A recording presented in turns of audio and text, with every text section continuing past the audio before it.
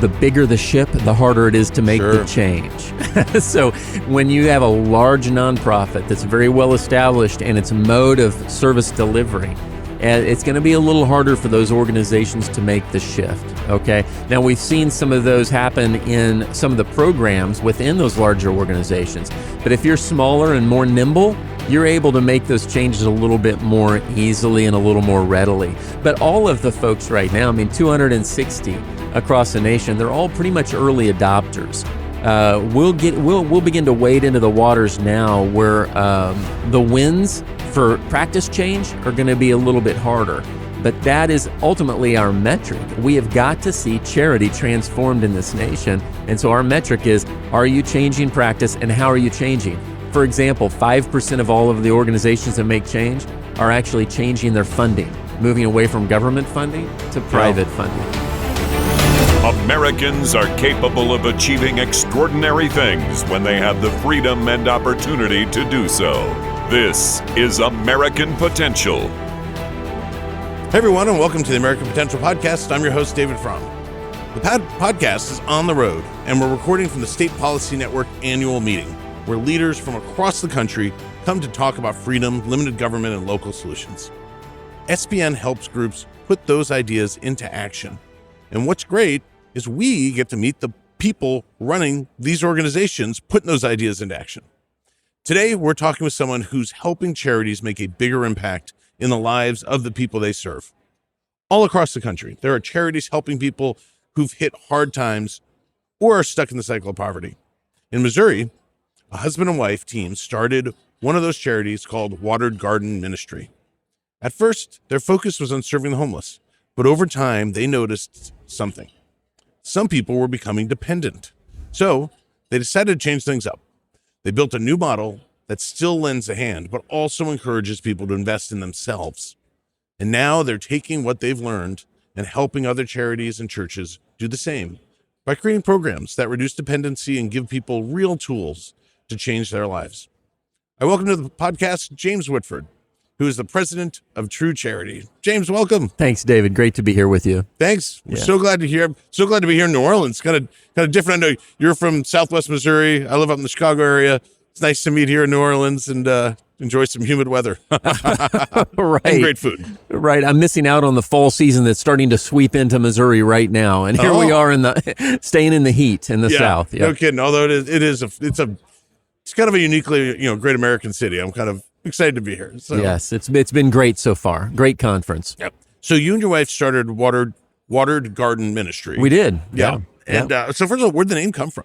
Yeah, it comes out of the Bible. So it's interesting when we decided to name our ministry Watered Gardens, we had people that would call and say, do you guys do landscaping or do you sell lawn care equipment? And it's like, no, Watered Gardens comes out of Isaiah chapter 58. So it's out of the Bible. And it's a passage where God is actually chastising his people for going through the motions of religion, but not really investing in the lives of people who are struggling in poverty the way that he wants them to. And he says, if you'll do that, then you'll be like a watered garden and like a spring whose waters never fail. So it's a promise of a flourishing life for us when we help people who are really struggling in need that need the help. That's great. Yeah. I think that makes a lot of sense. So, so you started off helping the homeless. It's a great thing. A lot of people think, not enough people probably do that, but so how did that look at first? Well, it was compassion that ignites your heart to do something. I mean, this is very typical is when nonprofits get started. It's a couple of leaders, they've got compassion, they want to do something, and we wanted to do something. I like to say we had a heart for the poor, but not much of a mind for the poor. And we were helping both folks who were in poverty and folks who were homeless as well, but we were just basically handing stuff out. I mean, people would come in, they'd say, I've got a need. And we'd say, what's your need? And we'd try to help them meet the need. But we were handing things out over and over again and found over time that we were not seeing the outcomes that we had hoped to see in people's lives. And so we began to think about changing our model. How do we get away from handouts that are creating dependency in people's lives?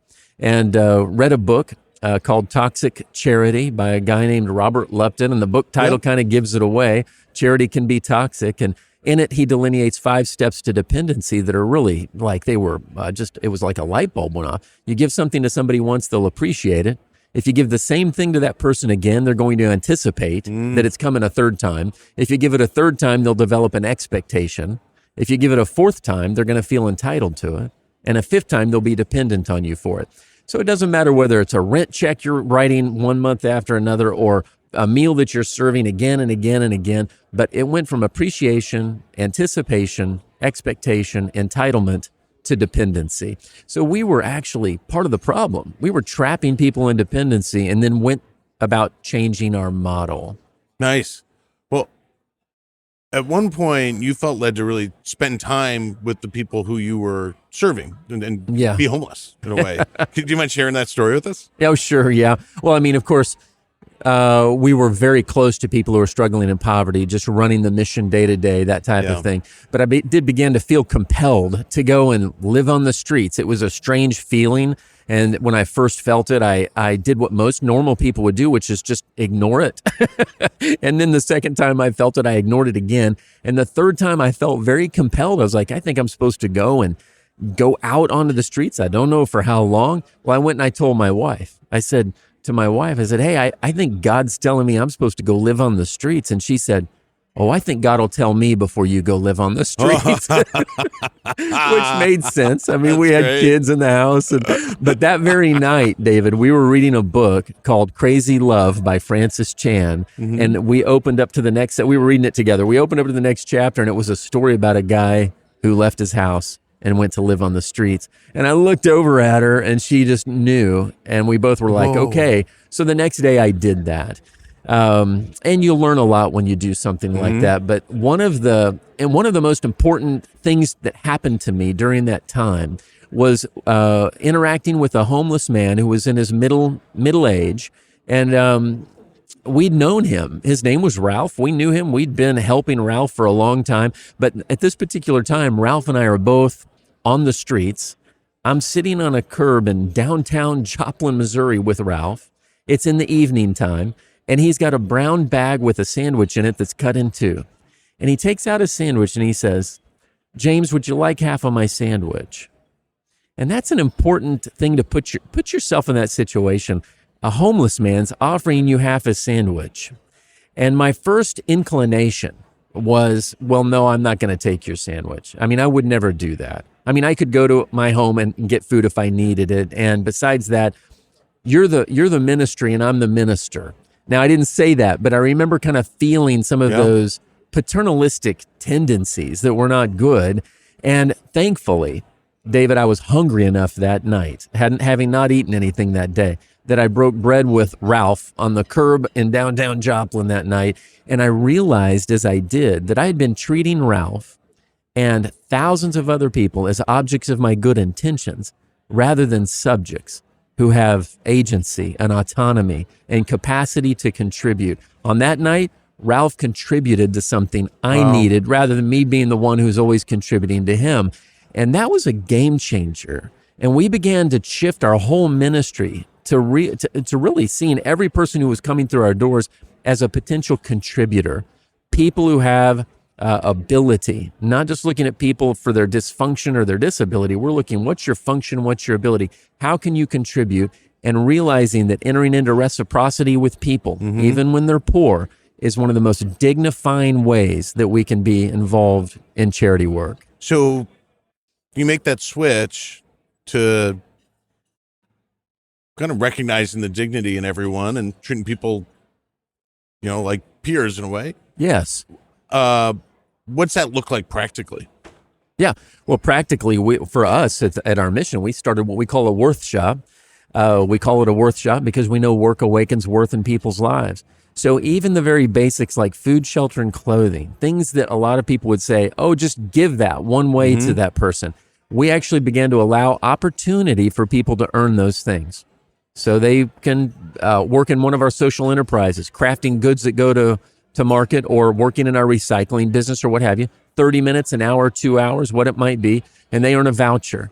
Then they can spend that voucher. We're restoring agency and choice to people who have now earned their own voucher to spend at our thrift store, or to spend at our shelter for a night of shelter, or to spend at our meal counter for a meal. Rather than giving that stuff away one way, we're entering into reciprocity with people. Now, there are many different ways to do this, but the main thing is, and this is what we're telling leaders across the nation, get away from one-way handouts. Get away from them. There are times when one-way handouts are needed, but they should be rare and they should be very limited in their time of repetition. We've got to move away from relief. I think we went from the Great Depression when relief was needed, and we never got away from relief. And it's taken us into the Great Dependency. Yeah. And I think we have a national crisis on our hands. And the only way to fix it is to transform the way that charity is being practiced in the United States. We have to recognize that every person made in the image of God, made in the image of a maker or a producer, is intended to make and produce. And if our charity somehow quenches the drive to contribute what you can for something that you need, we're actually quenching some aspect of human dignity. So entering into reciprocity or exchange with people is incredibly important. Yeah, it kind of makes me think one of the kind of the core principles of our organization is that everyone has dignity and that everyone has something to offer. There's talents and certainly inherent value in everyone, but so everyone has something to offer, and we can kind of create an environment to call that out and try to use that for personal betterment, but societal betterment as well. So, what are some of the results that you've seen when you've kind of moved to, away from dependency and trying to empower people? Oh, yeah. Well, I mean, the stories are amazing of people who've been trapped in dependent poverty. And I mean, I think it's important for listeners and viewers to understand there are about 25 million Americans on a trajectory to die in dependent poverty today because we're not doing charity right from the public government standpoint, but also from the private standpoint. We've got to make the change in how we're practicing charity. But the stories are amazing of people who have risen out of poverty because of real opportunity that's being provided. I mean, it is about potential. This is the podcast about potential, and it's recognizing potential in every person. So when folks are coming into your church or your mission or your nonprofit, are you seeing the potential that's there, and how are you acting on that? I could share a story of a young woman named April who was on the streets and addicted and had lost her kids. Her marriage had fallen apart. She was a mess.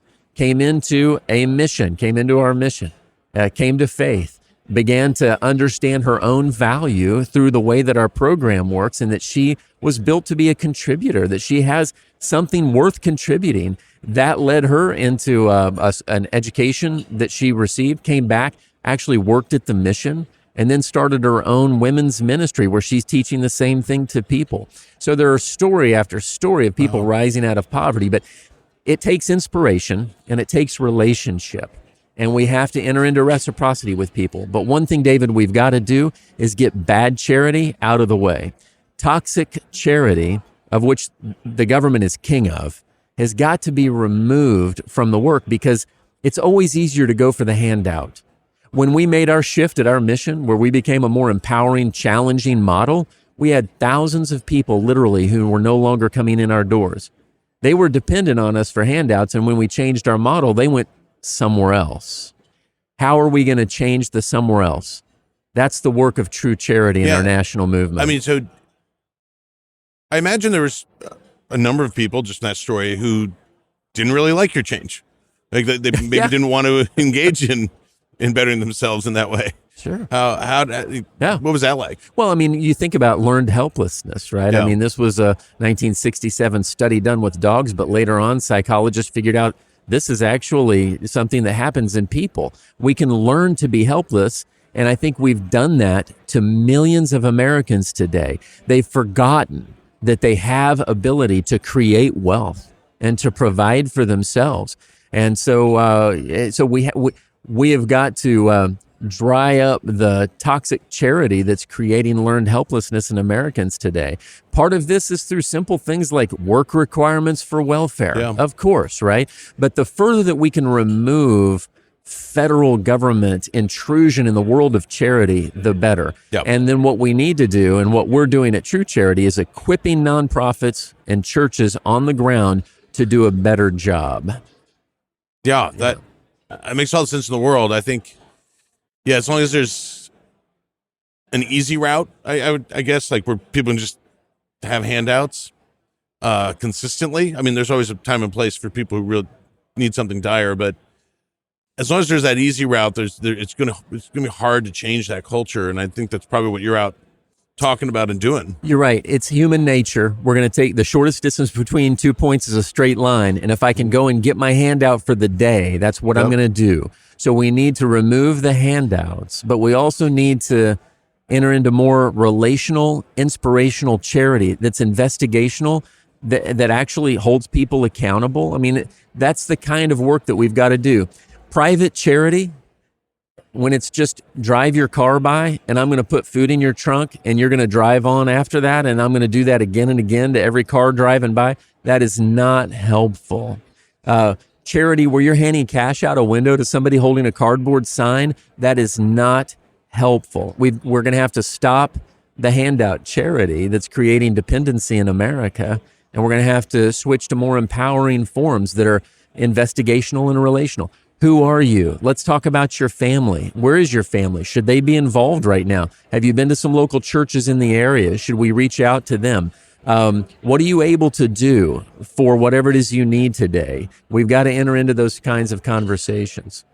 So as you kind of change your model at Watered Gardens, that you decided to start True Charity, your organization that you're spending a lot of your time now going around and talking to people, other charities, other churches. What made you take that step to start True Charity? Well, it really was realizing that bad charity crowds out good charity. So when you've got thousands of people who are no longer coming through your doors and you know they're going to handouts that are around down the street from some other organizations, you go, wow, we've got to do more than change the culture within the four walls of our ministry. We need to change the culture of a city. But I believe, David, we need to change the culture of a nation in regard to how we view the human person, what poverty really is. It's not just a material issue. And what does effective charity look like? So we launched this educational initiative called True Charity, where I began to do lunch and learns for leaders in my city. Well, we've put all that together now into a national initiative that has 260 churches and nonprofits across 35 states. These are organizations that are leaning into the ideas of privately funded, outcome-driven, work-oriented approaches to fighting poverty. And I believe that privately funded, outcome-driven, work-oriented approaches represents a solution to the problem of dependency in America today. I mean, just imagine if all charity were privately funded, outcome-driven, and work-oriented, we would not see the problems in America that we see today. And so we are creating model action plans and toolkits and training that actually help leaders make the shift. So 62% of the organizations in our network make significant changes in the way they practice charity. They're basically doing what we did at Watered Gardens. We're just simply helping them do it. And I believe as we continue to grow that network throughout the nation, we're going to see some incredibly good things begin to happen. That's great. How do you guys measure your success? It basically is how many organizations make the change. So we're not interested in just teaching about effective charity. We don't just want to provide you tools for effective charity and great training. We want to see you make the change. And so we do as much coaching, consulting, implementation help that you need to make sure you shift from your Christmas giveaway program to a Christmas market where parents can actually earn the gift somehow to retain dignity as they give a gift to their child rather than you taking the child through a line where some stranger hands them a gift, right? Or how do we take our food pantry giveaway program to a food co-op where there's cooperative activity from the recipients, where they're actually involved in it? How do you do that?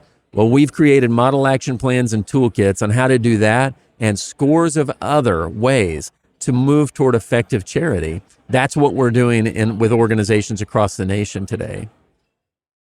That's fabulous.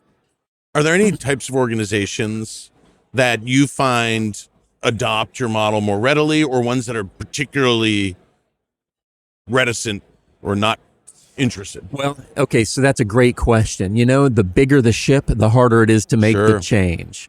So when you have a large nonprofit that's very well established and its mode of service delivery, it's going to be a little harder for those organizations to make the shift, okay? Now, we've seen some of those happen in some of the programs within those larger organizations. But if you're smaller and more nimble, you're able to make those changes a little bit more easily and a little more readily. But all of the folks right now, 260 across the nation, they're all pretty much early adopters.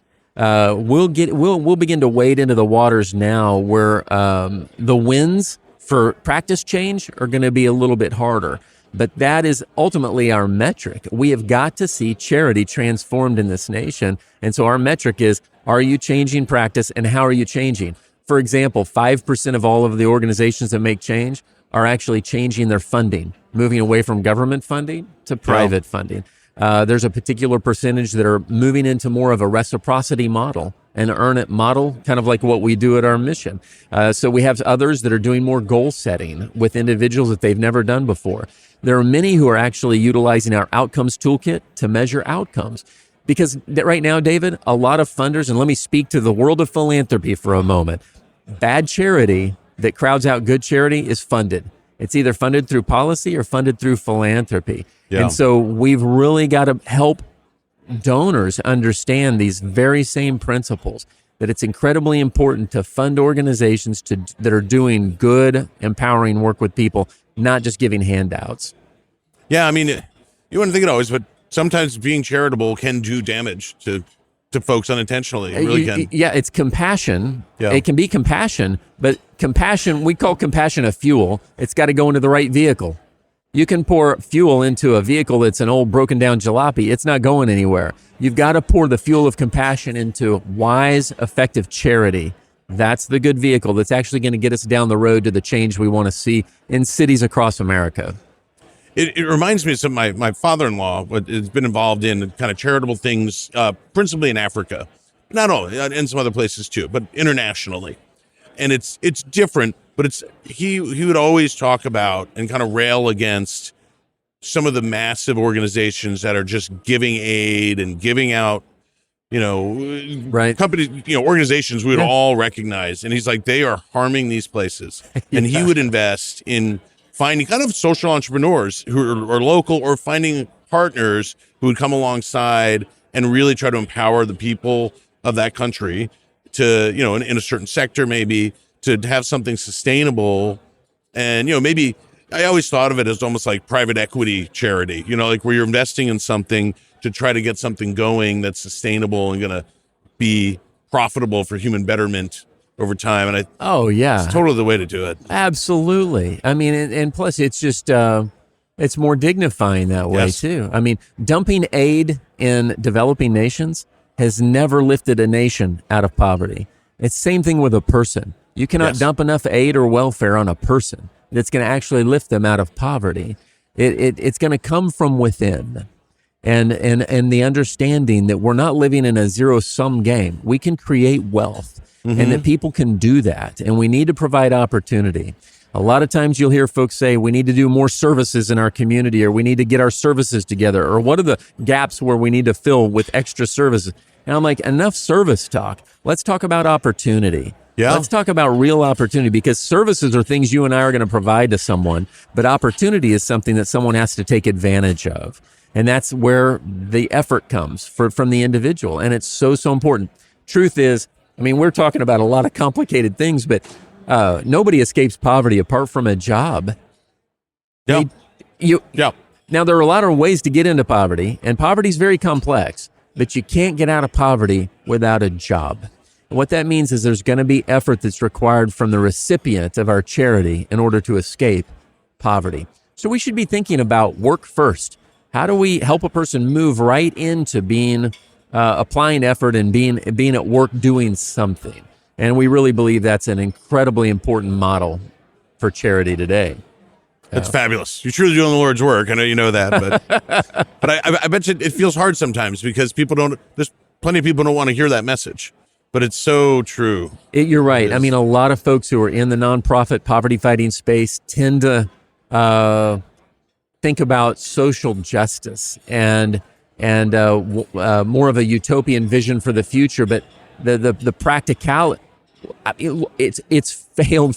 I mean, we launched a war on poverty in 1964 that has just miserably failed. Housing first, the idea of just let's put homeless people in a house and we'll solve the problem of homelessness. It has failed miserably. We have got to quit treating the symptoms of poverty. We've got to start treating the source, the underlying pathology of what's going on. And the more we treat symptoms, I think we're actually inflaming things and making it worse. A good analogy for that would be like diabetes is a diagnosis that has a set of symptoms, which might be lethargy and thirst. But I don't want to give the diabetic an ice cold Coca-Cola because that's not going to do them. I mean, it might be good for the thirst and the lethargy, but it's going to do them more harm than good. Yep. If poverty is our diagnosis, the symptoms would be no cash, no food, no roof over my head maybe. How are we going to treat those symptoms? Well, I'll give you free housing. I'll sign you up for food stamps. And maybe I'll hand cash out at the corner when you're holding a cardboard sign. We're just treating symptoms. And the more we treat symptoms, the worse the pathology and the underlying issues are getting. We have got to rethink it all. We've got to quit treating symptoms. It's not doing any good. It's incredibly costly. Yep. And it's doing nothing but alienating people from real community and healthy family. It's great. Yeah, really is. I mean, when you just said there's no other way out of poverty than a job, I was like, how did I not already think of that? Right. That seems so... We've lost sight of the simple truth of that, haven't we? Yeah, it's pretty darn clarifying. Well, hey, you have a book that came out. I do. Over this course of the year. I want you to pitch it to our folks. Okay, great. It's called The Crisis of Dependency. And I think our nation's in a national crisis. And in it, I share a lot of stories out of the mission of where I have seen perverse incentives, especially from the government. Yeah. Perverse incentives that are trapping people or holding people back from taking advantage of real opportunity that missions like mine and other missions around the nation are trying to offer people. And as a result, we have a crisis of dependency. Right now, 37 million people in poverty, right? About 70% of them will never escape, according to a Pew Research study. And so you're talking about tens of millions of people who are on a trajectory to die in dependent poverty, and we've got to transform the way we're practicing charity. So the crisis of dependency is an explanation of the problem, but also looking at what are some solutions. How can we actually make some headway into this? And I address policy leaders, philanthropists, and practitioners, because I think all three of those, we've got to come together. The policy, philanthropy, and practitioners have got to come together and really work together to figure this out. Nice. Yeah. Well, if people want to find out more about True Charity, hopefully there's people involved I'm sure there's thousands of people listening or watching who are involved in philanthropic endeavors themselves, but they'd like to learn more about True Charity. How can they do it? Well, truecharity.us is the website. So truecharity.us. You could put a slash on that and put workshop if you want to learn how we can bring a workshop to your city. So we go into cities across America, gather leaders together, and talk about some of the things you and I have been talking about with those nonprofit leaders to help ignite some new thought about how they might do charity a different way. And then we're going to welcome them into our network and begin to help them make changes to the way they practice charity. But truecharity.us is a great way to learn more about us. That's great. I hope people check it out. Yeah, again, thank you, David. Thanks for really doing the Lord's work. Thank you. Yeah, it's great to be with you today. Thanks for being on, James. Thanks. Appreciate it. Folks, if you like this episode and would like to stay connected with the podcast, be sure to like and subscribe to our channel, as well as following us on Facebook, Instagram, and YouTube. And always remember, liberty and freedom are easily taken for granted. Don't take it for granted. Go out there and defend freedom and liberty. Thanks for joining us, and we'll see you on the next episode. Thank you for listening to American Potential. You may listen to more stories from Americans working every day to expand freedom and opportunity in their communities by visiting AmericanPotential.com.